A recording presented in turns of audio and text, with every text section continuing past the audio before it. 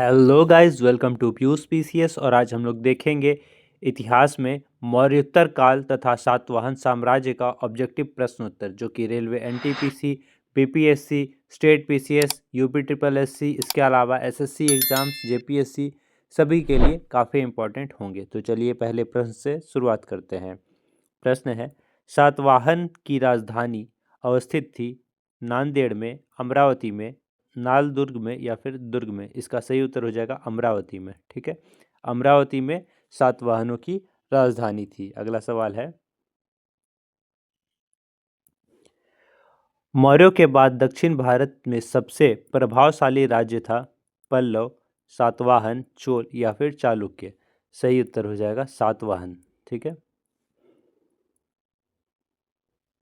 निम्न राजवंशों में सबसे पुराना राजवंश था पल्लव, चालुक्य, राष्ट्रकूट या फिर सातवाहन। तो सातवाहन इन सभी में सबसे पुराना साम्राज्य था। निम्न में कौन सा नगर सातवाहन युग में प्रसिद्ध था? तगर, चीरद, श्रृंगवेरपुर या फिर सहगोरा। सही उत्तर हो जाएगा तगर। ठीक है, ऑप्शन ए तगर। सातवाहनों ने किन धातुओं में अपने सिक्के ढाले थे? ऑप्शन ए सीसा, तांबा, सोना, चांदी, सीसा, तांबा, चांदी, पोटीन, सीसा, तांबा या सीसा, पोटीन। इसका सही उत्तर हो जाएगा सीसा, तांबा, चांदी, पोटीन, ऑप्शन बी। ठीक है, option B is right answer. ठीक, ये हो जाएगा सही आंसर। ठीक है, अगला सवाल देखते हैं।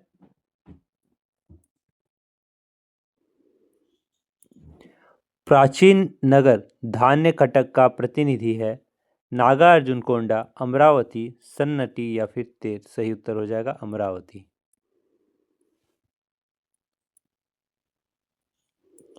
शक क्षत्रप सातवाहन काल में स्वर्ण एवं रजत सिक्कों का अनुपात था 1:14, 1:10, 1:20 या 1:25। इसका सही उत्तर हो जाएगा 1:10। क्या था? 1:10 था। ठीक है, अगला सवाल देखते हैं। सातवाहन वंश का संस्थापक था सीमुख, सतकर्णी प्रथम, सतकर्णी द्वितीय या रुद्रदामन प्रथम। तो सातवाहन वंश का संस्थापक सीमुख था। कौन था? सीमुख। सातवाहन वंश का संस्थापक सीमुख। निम्न में से कौन सा स्थान सातवाहनों की राजधानी थी? नागार्जुनकोंडा, प्रतिष्ठान, सकल अथवा स्यालकोट या फिर पाटलिपुत्र। इसका सही उत्तर हो जाएगा प्रतिष्ठान। क्या था? यह प्रतिष्ठान एक स्थान था, सातवाहनों की राजधानी थी। ठीक है, सीमुख निम्न वंशों में से किसका संस्थापक था?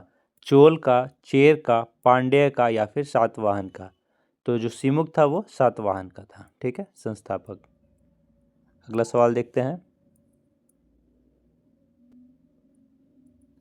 निम्नलिखित राजवंशों में से किसने शीशे के सिक्के चलाए थे? सातवाहन ने, मौर्य ने, पश्चिमी क्षत्रप ने या फिर गुप्त ने? इसका सही उत्तर हो जाएगा सातवाहनों ने। क्या चलाए थे? शीशे का सिक्का चलाया था सातवाहनों ने। निम्नलिखित राजवंशों में से किसने शीशे के सिक्के चलाए थे? मौर्य ने, नंद ने, पश्चिमी क्षत्र ने या सातवाहन ने? सही उत्तर हो जाएगा सातवाहन ने। निम्नलिखित में से किस राजकुल के राजा अपने मातृनामों से लक्षित होते थे? सातवाहन, शुंग, महातेग वाहन या फिर कान्व। सही उत्तर हो जाएगा सातवाहन, ऑप्शन ए। सातवाहनों की राजकीय भाषा थी संस्कृत, प्राकृत, अपभ्रंश या फिर तेलुगु। तो सातवाहनों की भाषा थी प्राकृत। क्या थी? प्राकृत। सातवाहनों की भाषा, राजकीय भाषा प्राकृत। निम्नलिखित में से वह प्रथम सातवाहन राजा कौन था जिसने सिक्कों पर राजसिर अंकित करवाया था? कौन राजा था जो सिक्कों पर राजसिर अंकित करवाया था? ठीक है, गौतमी पुत्र सतकर्णी, सतकर्णी, वशिष्ठ पुत्र पुलुमावी या फिर यज्ञ सतकर्णी। इसका सही उत्तर हो जाएगा गौतमी पुत्र सतकर्णी जो था वो राजसिर अंकित करवाया था। कहाँ? सिक्कों पर। ठीक है,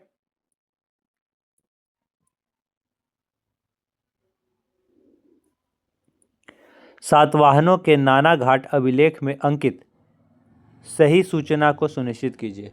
कौन सा सही सूचना है वो बताना है। नानाघाट अभिलेख में अंकित कौन सा सही सूचना है? यह सातवाहनों के मूल उत्पत्ति स्थल की सूचना देता है? नहीं।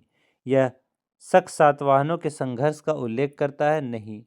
यह सातवाहनों की नौसेना की सूचना देता है? नहीं।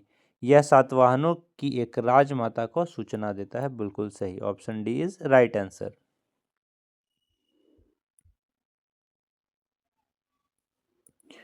पुराणों में सातवाहन शासकों को किस वंश का बताया गया है? ठीक है, नाग वंश का, चेदी वंश का, आंध्र वंश का या फिर शुंग वंश का? सही उत्तर हो जाएगा आंध्र वंश का। ठीक है, पुराणों में सातवाहनों को आंध्र वंश का वंश बताया गया है। आंग्र सातवाहन राजाओं की सबसे लंबी सूची किस पुराण में मिलती है? विष्णु पुराण में, वायु पुराण में, मत्स्य पुराण में या उपयुक्त में से किसी से में नहीं? सही उत्तर हो जाएगा मत्स्य पुराण में सबसे लंबी सूची मिलती है। किसके? आंग सातवाहन राजाओं की। ब्राह्मणों एवं बौद्ध को भूमि दान का आरंभ किसने किया? सातवाहनों ने, शुंग ने, वाकाटक ने या फिर गुप्त ने? सही उत्तर हो जाएगा सातवाहनों ने। अगला सवाल देखते हैं। भूमि दान का प्राचीनतम साक्ष्य किसके अभिलेखों में मिलता है? कुषाणों के, मौर्यों के, सातवाहनों के या फिर गुप्त के? सही उत्तर हो जाएगा सातवाहनों के। भूमि दान का प्राचीनतम साक्ष्य अभिलेख मिलता है सातवाहनों के। किस सातवाहन राजा ने स्वयं एक ब्राह्मण की उपाधि धारण की थी? सतकर्णी, यज्ञश्री सतकर्णी, गौतमीपुत्र सतकर्णी या फिर वशिष्ठी पुत्र सतकर्णी? सही उत्तर हो जाएगा गौतमीपुत्र सतकर्णी थे। वो क्या बोले थे खुद को? एक ब्राह्मण की उपाधि धारण किए थे। कौन? गौतमीपुत्र सतकर्णी क्या किए थे? एक ब्राह्मण की उपाधि धारण किए थे। अगला सवाल देखते हैं। भारत में तिथि युक्त सिक्कों का प्रारंभ किसने किया था? रुद्र सिंह प्रथम ने, रुद्रदामन ने, रुद्रसेन प्रथम ने या स्कंदगुप्त ने? इसका सही उत्तर हो जाएगा रुद्रदामन ने। रुद्रदामन क्या किया था? तिथि युक्त सिक्का प्रारंभ किया था, उसमें तिथि लिखवाता था। ठीक है, सिक्कों पर। शक संवत प्रारंभ होता है 58 ईसा पूर्व से, 78 ईस्वी से, 120 ईसा ईस्वी से या फिर 320 ईस्वी से? सही उत्तर हो जाएगा 78 ईस्वी से। ठीक है, 78 ईस्वी से, ध्यान रखिएगा ईस्वी है। अगला सवाल देखते हैं। कुषाण शासक कनिष्क का राज्याभिषेक किस सन में हुआ था? 101 एडी में, 178 बीसी में, 58 बीसी में या 78 एडी में? सही उत्तर हो जाएगा 78 एडी में। ठीक है, एडी में, 78 एडी में क्या हुआ था? कुषाण शासक कनिष्क का राज्याभिषेक किया गया था। कनिष्क के सारनाथ बौद्ध प्रतिमा अभिलेख की तिथि क्या है? 81 ईस्वी सन, 78 ईस्वी सन, 98 ईस्वी सन या 121 ईस्वी सन? सही उत्तर हो जाएगा 81 ईस्वी सन। कनिष्क के सारनाथ की बौद्ध की प्रतिमा का अभिलेख की तिथि यही है। ठीक है, क्या? 81 ईस्वी सन। अगला सवाल है। कनिष्क कालीन व्यापार की जानकारी किस पुस्तक में मिलती है? बुद्ध चरित में, सौंदरानंद में, अवदान शतक में या दिव्यावदान में? सही उत्तर हो जाएगा अवदान शतक में। ठीक है, निम्नलिखित में से किसके राज्य के अंतर्गत खरपल्लान तथा बनस्फर दो क्षत्रप शासन करते थे? कटफिसस प्रथम के, कनिष्क के, कालूफन द्वितीय के या हुविस्क के? सही उत्तर हो जाएगा कनिष्क के। ठीक है, कनिष्क राज्य के अंतर्गत खरपल्लान तथा बनस्फर दो क्षत्रप शासन करते थे। ठीक है, तो ये दो क्षत्रप थे। पूछ सकता है दो क्षत्रप कनिष्क के शासनकाल के कौन कौन थे? तो एक हो जाएगा खरपल्लव और दूसरा हो जाएगा बंसफर। अगला सवाल देखते हैं। निम्नलिखित में से कौन कनिष्क प्रथम के दरबार में नहीं गया था? तो पाव ये गया था, भवघोष ये भी गया था, वसुमित्र ये भी गया था, विशाखदत्त नहीं गया था। यानी सही उत्तर जो हो जाएगा क्वेश्चन के अकॉर्डिंग वो हो जाएगा विशाखदत्त। ठीक है, अगला सवाल देखते हैं। काव्य शैली का प्राचीनतम नमूना किसके अभिलेख में मिलता है? अशोक के, काठियावाड़ के, रुद्रदामन में, राजेंद्र प्रथम के या फिर उपरोक्त में से किसी के नहीं? तो देखिए काव्य शैली का प्राचीनतम नमूना कहाँ मिलता है? काठियावाड़ के रुद्रदामन अभिलेख से। ये कहाँ है? गुजरात में है। ठीक है, गुजरात में। अगला सवाल देखते हैं। उत्तरी तथा उत्तरी पश्चिम भारत में सर्वाधिक संख्या में तांबे के सिक्के को जारी किया था किसने? कुषाणों ने, इंडो ग्रीकों ने, शकों ने या फिर प्रतिहारों ने? तो सही उत्तर हो जाएगा कुषाणों ने। कुषाणों ने क्या किया था? तांबे के सिक्कों को सर्वाधिक संख्या में जारी किया था। अगला सवाल देखते हैं। बुद्ध का किसके सिक्कों पर अंकन हुआ था? कनिष्क के, बिमकटफिसस के, नहपान के या फिर बुद्धगुप्त के? सही उत्तर हो जाएगा कनिष्क के। ठीक है, तो बुद्ध का सिक्कों पर अंकन हुआ था कनिष्क के शासनकाल में। किस कुषाण शासक के सिक्कों पर सबसे अधिक संख्या में हिंदू देवी देवताओं का अंकन मिलता है? कनिष्क प्रथम के, विम कैडफिसस के, हुविस्क के या फिर वासुदेव के? सही उत्तर है हुविस्क। हुविस्क कुषाण शासक के सिक्कों पर सबसे अधिक संख्या में हिंदू देवी देवताओं का अंकन मिलता है। निम्न में से किसने चरक को संरक्षण प्रदान किया था? मिलिंद ने, चंद्रगुप्त द्वितीय ने, पुष्यमित्र शुंग ने या फिर कनिष्क ने? सही उत्तर हो जाएगा कनिष्क ने क्या किया था? चरक को संरक्षण प्रदान किया था। ठीक है, अगला सवाल देखते हैं। निम्नलिखित में से कौन एक कनिष्क के दरबार से संबंध नहीं था? चरक का बिल्कुल था, अश्वघोष भी बिल्कुल था, नागार्जुन भी बिल्कुल थे, जबकि पतंजलि नहीं थे। तो ऑप्शन के अकॉर्डिंग सही आंसर हो जाएगा पतंजलि। अगला सवाल देखते हैं। प्रसिद्ध बौद्ध विद्वान अश्वघोष किसके समकालीन था? नागार्जुन के? नहीं। अशोक के? नहीं। कनिष्क के? बिल्कुल कनिष्क के समकालीन था। ठीक है, कौन था? तो अश्वघोष जो था कनिष्क के समकालीन था। अगला सवाल देखते हैं। भारतीयों के लिए सिल्क मार्ग, सिल्क रूट किसने आरंभ किया था? हर्षवर्धन ने, कनिष्क ने, अशोक ने या फिर फाहियान ने? सही उत्तर हो जाएगा कनिष्क ने। कनिष्क क्या किया था? भारतीयों के लिए जो था वो सिल्क मार्ग का निर्माण करवाया था। ठीक है, खोल दिया था। अगला सवाल देखते हैं। निम्नलिखित नगरों में से किसका उल्लेख कनिष्क के रबतक अभिलेख में नहीं है? ठीक है, तो रबतक अभिलेख में किसका उल्लेख नहीं है? तो कौशाम्बी का है, ठीक है, श्रावस्ती का नहीं है, पाटलिपुत्र का भी है और चंपा का भी है। तो सही आंसर क्या हो जाएगा? श्रावस्ती। ठीक है, श्रावस्ती का जो उल्लेख है वो कनिष्क के रबतक अभिलेख में नहीं है। अगला सवाल देखते हैं। हुएनसांग ने जिस कनिष्क विहार को देखा था वह कहाँ था? पेशावर में, बामियान में, मथुरा में या फिर वाराणसी में? सही उत्तर हो जाएगा पेशावर में था। कहाँ था? पेशावर में। अगला सवाल है। निम्नलिखित में से किस राजवंश के शासक देवपुत्र उपाधि धारण करते थे? शुंग के, मौर्य के, कुषाण के या फिर शक क्षत्रप के? तो सही उत्तर हो जाएगा कुषाण के। ठीक है, सही उत्तर हो जाएगा कुषाण के। अगला सवाल देखते हैं। निम्नलिखित में से कौन सी वस्तु कुषाण काल में मुख्यतः निर्यात की जाती थी? घोड़ा, सूती वस्त्र, स्वर्ण या फिर कागज? सही उत्तर हो जाएगा सूती वस्त्र। सूती वस्त्र जो था वो कुषाण काल में सबसे ज़्यादा निर्यात किया जाता था, मतलब सबसे ज़्यादा नहीं कि मुख्यतः निर्यात किया जाता था यही सूती वस्त्र। ठीक है, अगला सवाल देखते हैं। निम्न में टोचारियन कौन था? टोचारियन कौन था? ठीक है, शक थे या हिंद यवन थे या पापियान थे या कुषाण थे? तो टोचारियन थे कुषाण। टोचारियन कौन थे? कुषाण। कुषाण, टोचारियन कुषाण। कुषाण शासकों को निम्न में से किस नाम से भी जाना जाता था? हिंद यवन, यूची, मकदुनियाई या पहलव? ठीक है, तो कुषाणों को यूची नाम से भी जाना जाता था। कौन से नाम से? यूची नाम से। बहुत ही इंपॉर्टेंट क्वेश्चन है। कुषाणों को किस नाम से जाना जाता था? यूची नाम से। अगला सवाल देखते हैं।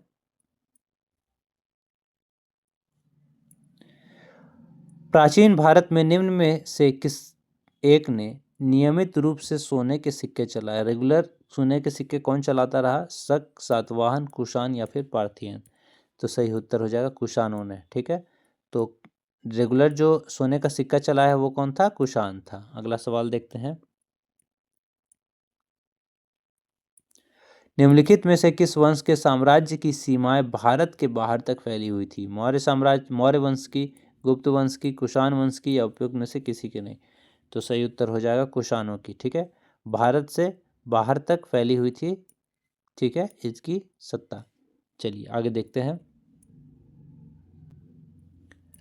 रुद्रदामन कौन थे? सातवाहन राजा, शक राजा, राष्ट्रकूट राजा, या प्रतिहार राजा? तो रुद्रदामन जो थे वो शक राजा थे। कौन थे? शक राजा। रुद्रदामन शक राजा थे। अगला सवाल देखते हैं।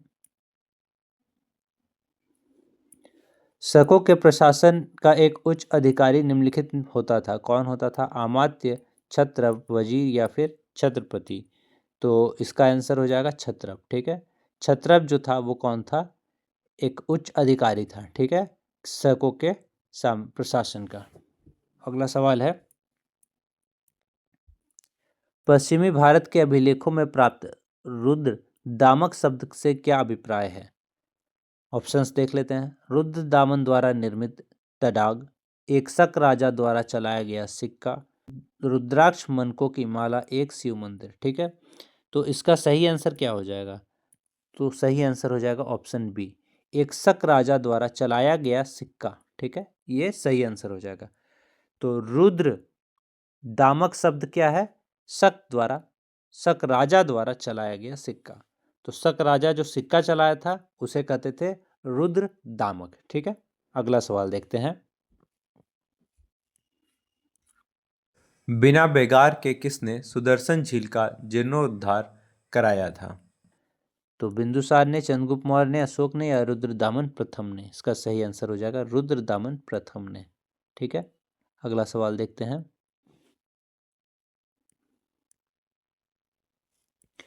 शकों एवं सातवाहनों में मालवा में आधिपत्य, ठीक है, कहाँ? मालवा में आधिपत्य के पीछे का संघर्ष का प्रमुख कारण क्या रहा था?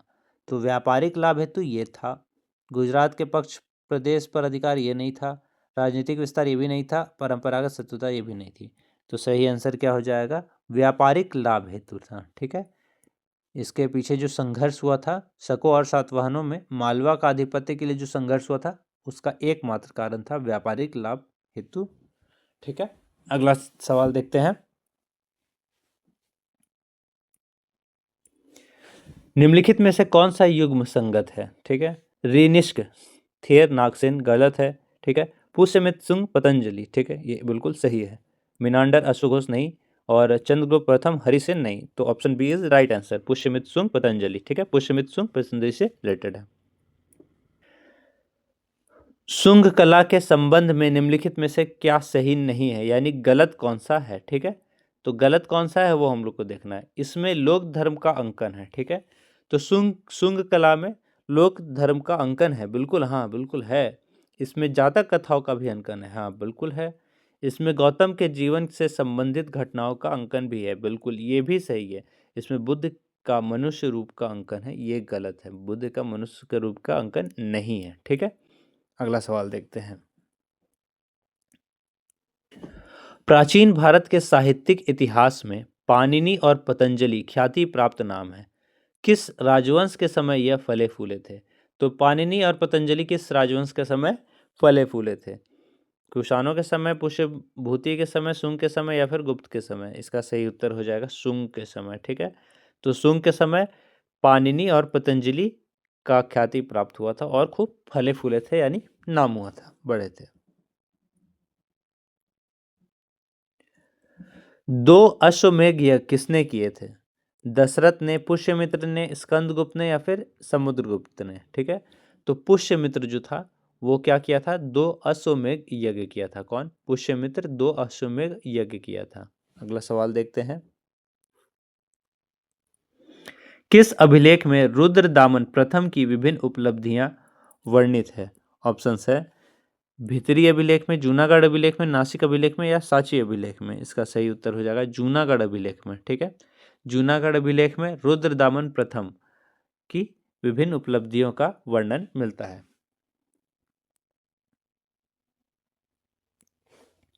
निम्न शासकों में से किसको वर्ण व्यवस्था का रक्षक कहा जाता है? खारवेल को, पुष्यमित्र शुंग को, गौतमीपुत्र सतकर्णी को, या वासुदेव को? तो सही उत्तर हो जाएगा गौतमीपुत्र सतकर्णी को माना जाता था। ठीक है, क्या वर्ण व्यवस्था का रक्षक? कौन? गौतमीपुत्र सतकर्णी। निम्नलिखित में से कौन शासक वर्ण व्यवस्था का रक्षक कहा जाता था? वही गौतमीपुत्र सतकर्णी। अगला सवाल है, मौर्य वंश के पश्चात किस वंश का राज स्थापित हुआ? कुषाण वंश का, शाक वंश का, सातवाहन वंश का या फिर शुंग वंश का? इसका सही उत्तर हो जाएगा शुंग वंश का। ठीक है, मौर्य वंश के बाद कौन सा वंश आया? शुंग वंश आया। ठीक है, अगला सवाल देखते हैं। शुंग शासक अग्निमित्र, कौन? शुंग शासक अग्निमित्र निम्न में से किस लेखक की कृति का नायक था? अश्वघोष का, पतंजलि का, कालिदास का या फिर बाण का? ठीक है, तो कालिदास जी जो थे वो इनकी कृतियों को लिखे थे। किसका? अग्निमित्र के कृतियों को लिखे थे कौन? कालिदास। अगला सवाल देखते हैं। अवंती स्थित कौन से शुंग शासक को महाकवि कालिदास ने अपने नाटक का नायक बनाया था? तो अभी जैसा कि हम लोग देखें, अग्निमित्र को। ठीक है, किसको? अग्निमित्र को। अगला सवाल है, विक्रम संवत कब से प्रारंभ हुआ? 58 ईसा पूर्व से। ऑप्शन ए 58 ईसा पूर्व से। ठीक है, विक्रम संवत 58 ईसा पूर्व से। कृषि हेतु राज्य की चिंता का किस पुरातात्विक अभिलेख में प्रमाण मिलता है? ठीक है, चिंता नहीं होगा, चिता होगा। ठीक है, चिता का अभिलेख किसमें मिलता है? एहोल अभिलेख में, खारवेल के हाथी गुफा अभिलेख में, धौली के अभिलेख में या स्कंदगुप्त के जूनागढ़ अभिलेख में? इसका सही उत्तर हो जाएगा खारवेल के हाथी गुफा अभिलेख में चिता का अभिलेख मिलता है। ठीक है, अगला सवाल देखते हैं। प्राचीन भारतीय ग्रंथों में यवन प्रिय शब्द किस अर्य में प्रयुक्त होता था? किस अर्य में प्रयोग होता था? कौन सा यवन प्रिय शब्द किस अर्य में प्रयुक्त होता था? लोहा के लिए, काली मिर्च के लिए, सूती वस्त्र के लिए या फिर नॉल के लिए? तो सही उत्तर हो जाएगा काली मिर्च के लिए। ठीक है, काली मिर्च के लिए कौन सा शब्द प्रयोग होता था? यवन प्रिय। ठीक है, अगला सवाल देखते हैं। और हाँ गाइस, आप लोगों ने लाइक सब्सक्राइब नहीं किया है तो लाइक कर दें, सब्सक्राइब कर दें और हो सके तो अपने दोस्तों के साथ शेयर भी कर दें ताकि हमारा भी मोटिवेशन बना रहे। ठीक है, चलिए देखते हैं फिर से। मौर्य के पश्चात भारत की उत्तर पश्चिमी सीमा पर किसका अधिकार था? कुषाणों का, बैक्ट्रियन ग्रीक का, शक का या फिर हुन का? तो सही उत्तर हो जाएगा बैक्ट्रियन ग्रीक का। ठीक है, बैक्ट्रियन ग्रीक का उत्तरी सीमा पर अधिकार था। ठीक है, मौर्य साम्राज्य के बाद बैक्ट्रियन ग्रीक का उत्तरी सीमा पर, भारत की उत्तरी सीमा पर इनका अधिकार होता था। निम्नलिखित में से कौन एक ईसा की आरंभिक शताब्दियों में भारत से पश्चिम में होने वाले निर्यात की वस्तु नहीं थी? ठीक है, तो निर्यात कौन सा नहीं किया जाता था? कुल मिलाकर यही कहना चाह रहा है। महीन वस्त्र निर्यात किया जाता था, मोती भी किया जाता था, जवाहरात भी किया जाता था, जबकि चांदी नहीं किया जाता था। तो सही उत्तर हो जाएगा चांदी। ठीक है, सही उत्तर क्या हो जाएगा? चांदी। अगला सवाल देखते हैं। योग के आविष्कारक थे चरक, आर्यभट्ट, पतंजलि या फिर रामदेव? सही उत्तर हो जाएगा पतंजलि। ठीक है, ऑगस्टस के रोम के सिक्के कहाँ पर प्राप्त हुए थे? कोयम्बटूर में, अरिकामेडू में, महाबलीपुरम में या तक्षशिला में? ठीक है, तो अगस्टस जो था वो रोम का जो सिक्का था वो कहाँ प्राप्त हुआ था? अरिकामेडू में। ठीक है, इससे क्या पता चलता है कि अरिकामेडू तक जो है रोमन साम्राज्य से व्यापार किया जाता था। चलिए आगे देखते हैं। निम्नलिखित में से कौन एक भूमि माप था? कर्स था, धारक था, निवर्तन था या फिर विशोपक था? तो सही उत्तर हो जाएगा निवर्तन। निवर्तन जो था वो क्या था? भूमि माप था। निवर्तन क्या था? भूमि माप था। निवर्तन क्या था? भूमि माप था। ठीक है, अगला सवाल देखते हैं। निम्नलिखित में से किनका पेरिप्लस ऑफ द एशियन सी में दक्षिण पंथ में दो महत्वपूर्ण अंतरराज्यीय बाजारों का उल्लेख किया गया है? तो देखिए, पेरिप्लस ऑफ द एशियन सी ये एक पुस्तक है जिसमें दो महत्वपूर्ण अंतरराज्य बाजारों के रूप में उल्लेख किया गया है। तो कौन कौन है? नासिक और जूनर, प्रतिष्ठान एवं तगर, कल्याण एवं कन्हेरी, अमरावती एवं नागार्जुन कोंडा। तो इसमें से सही आंसर क्या हो जाएगा? किसका उल्लेख मिलता है? तो प्रतिष्ठान एवं तगर का उल्लेख मिलता है। ठीक है, प्रतिष्ठान एवं तगर का उल्लेख जो है वो मिलता है। ठीक है, पेरिप्लस ऑफ द एरिथियन सी में। निम्नलिखित में से किसने 4 अश्वमेध यज्ञ कराए थे? प्रवरसेन प्रथम, पुष्यमित्र शुंग, समुद्रगुप्त या फिर कुमारगुप्त? तो सही उत्तर हो जाएगा प्रवरसेन प्रथम। ठीक है, प्रवरसेन प्रथम जो था वो 4 अश्वमेध यज्ञ कराया था। रोम से भारत की ओर सोने के बहते जाने की बात किसने कही थी? रोम से भारत की ओर सोना बह रहा था, ये बात कौन कहा था? नोरी, टॉलमी, स्ट्रैबो या फिर प्लिनी? तो ये कहा था प्लिनी। ठीक है, कौन कहा था? प्लिनी। अगला सवाल देखते हैं।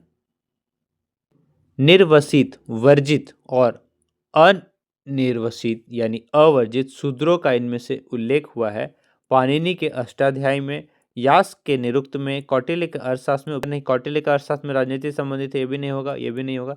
तो इसमें ऑप्शन से भी आप छाट सकते हैं। पाणिनि के अष्टाध्यायी में जो है इसमें कहा गया है वर्जित और अवर्जित शूद्रों के बारे में। अगला सवाल देखते हैं। विक्रम एवं शक संवतों में कितना अंतर है वर्षों में? ठीक है, तो विक्रम और शक संवतों में 135 वर्ष का अंतर है। ठीक है, 135 वर्ष का अंतर है। महाभाष्य के लेखक पतंजलि, ठीक है, समसामयिक थे, मतलब किसके समकालीन थे? अशोक के, चंद्रगुप्त मौर्य के, पुष्यमित्र शुंग के या फिर चंद्रगुप्त प्रथम के? तो सही उत्तर हो जाएगा पुष्यमित्र शुंग के समकालीन थे। कौन? पतंजलि। ठीक है, ये महाभाष्य के लेखक भी थे। महाभाष्य किस विषय की पुस्तक है? काव्य की, दर्शन शास्त्र पर आधारित, व्याकरण पर या फिर खगोल शास्त्र पर? तो सही उत्तर हो जाएगा व्याकरण आधारित पुस्तक है। कौन सा? महाभाष्य। ठीक है, इसको लिखा है कौन? पतंजलि। अशोक और कनिष्क दोनों ने ही श्रीलंका में अपने दूत भेजे, विशेष धार्मिक अधिकारी नियुक्ति किया, बौद्ध सम्मेलन बुलाए या फिर दक्षिण में शासन किया? तो सही उत्तर हो जाएगा अशोक और कनिष्क जो थे ये दोनों है सो बौद्ध सम्मेलन बुलाए थे। ठीक है, यानी कि बौद्ध सम्मेलन है सो करवाए थे। कौन? अशोक और कनिष्क। बौद्ध सम्मेलन करवाने वाले कौन थे? अशोक और कनिष्क थे। ठीक है, अगला सवाल देखते हैं दोनों। पेरिप्लस ऑफ द एरिट्रिशियन सी नामक साहित्यिक साक्ष्य प्राचीन भारत के किस पक्ष पर प्रकाश डालता है? मतलब किस क्षेत्र से ये जुड़ा हुआ था? राजनीतिक स्थिति के क्षेत्र से, धार्मिक स्थिति के क्षेत्र से, वैज्ञानिक विकास से या फिर व्यापार और वाणिज्य से? तो ये जो है ये व्यापार वाणिज्य से संबंधित था, ये जो साहित्यिक उल्लेख है या फिर साहित्यिक पुस्तक है। अगला सवाल देखते हैं। कौन थे? शक राजा, यूनानी भूगोल विशेषज्ञ, बैक्ट्रियल राज्यपाल या फ्रांसीसी सैनिक? तो आप लोग सब जानते हैं प्लिनी जो थे यूनानी भूगोल के विशेषज्ञ थे। भारत के साथ व्यापार रोम के लिए अपूरणीय क्षति है, किसने कहा था? तो मेगास्थनीज ने, प्लिनी ने, स्ट्रैबो ने या फिर कौटिल्य ने? तो इसका सही उत्तर हो जाएगा प्लिनी ने कहा था। क्या कहा था? कि भारत के साथ व्यापार रोम के लिए अपूरणीय क्षति है। ठीक है, अपूरणीय क्षति कौन कहा था? तो ये प्लिनी कहा था। क्या कहा था किस बारे में? कि भारत के साथ व्यापार रोम के लिए, किसके लिए? रोम के लिए अपूरणीय क्षति है। ठीक, अगला सवाल देखते हैं। गंथिकों ने सिक्के चलाए। ठीक है, गंथिक जो थे वो सिक्के चलाए थे। इसका प्रमाण कहाँ से प्राप्त हुआ था?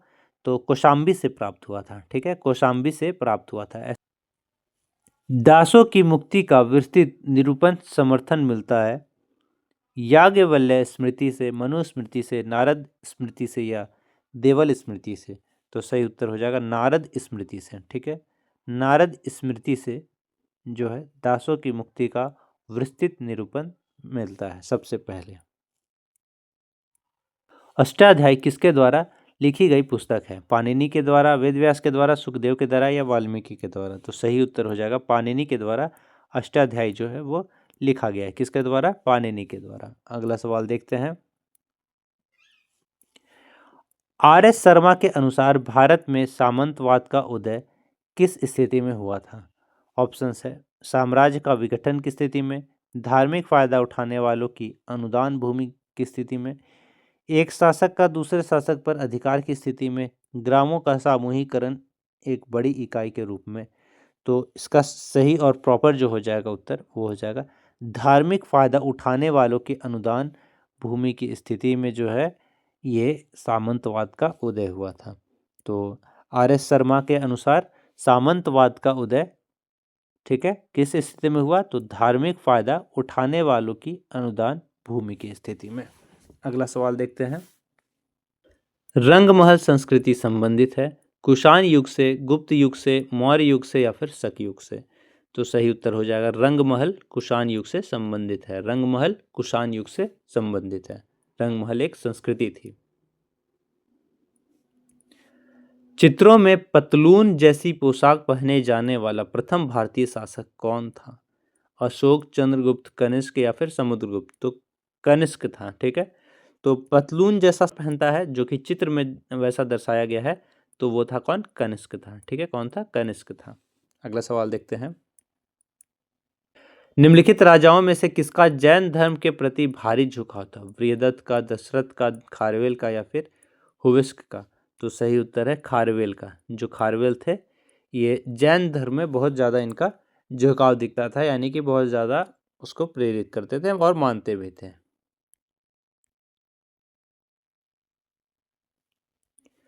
निम्नलिखित में से किस विवाह प्रकार में कन्या के पिता द्वारा एक जोड़ी गोमिथुन लेने की प्रथा थी?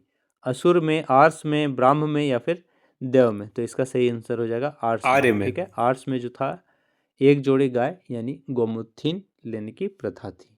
गोमित ईसा की 3री शताब्दी से जबकि हुन आक्रमण से रोमन साम्राज्य समाप्त हो गया, भारतीय व्यापारी आधिकारिक निर्भर हो गए थे किस पर? ठीक है, तो पश्चिमी यूरोपीय व्यापार पर, अफ्रीकी व्यापार पर, दक्षिण पूर्व एशियाई व्यापार पर या मध्य पूर्वी व्यापार पर?